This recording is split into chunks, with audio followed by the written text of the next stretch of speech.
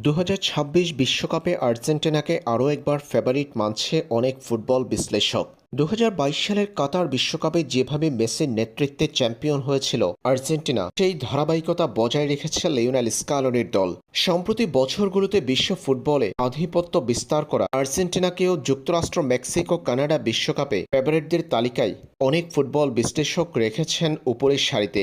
তবে এবার 2026 বিশ্বকাপে কোন দল সবচেয়ে বেশি ফেভারিট, এই প্রশ্নের উত্তরে লিওনেল মেসির মন্তব্য চাঞ্চল্য তৈরি করেছে সামাজিক যোগাযোগ মাধ্যমে। আর্জেন্টাইন সুপারস্টারকে প্রশ্ন করা হয়েছিল 2026 বিশ্বকাপ জিততে পারে এমন দলগুলোর নাম নিয়ে, কে চ্যাম্পিয়ন হতে পারে 2026 বিশ্বকাপ। এই প্রশ্নের উত্তরে বেশ কয়েকটি দলের নাম জানিয়েছেন মেসি, তবে আর্জেন্টিনার নাম বলেননি তিনি। সঞ্চালকের প্রশ্নের জবাবে আর্জেন্টাইন সুপারস্টার লিওনেল মেসি বলেন, বিশ্বকাপ জিততে পারে এমন বেশ কয়েকটি ভালো দল রয়েছে, যেমন স্পেন, ফ্রান্স, ইংল্যান্ড, ব্রাজিল ও জার্মানি। সবাই গত বিশ্বকাপে আর্জেন্টিনাকে হারাতে চেয়েছিল, কিন্তু শেষ পর্যন্ত আর্জেন্টিনা চ্যাম্পিয়ন হয়েছে।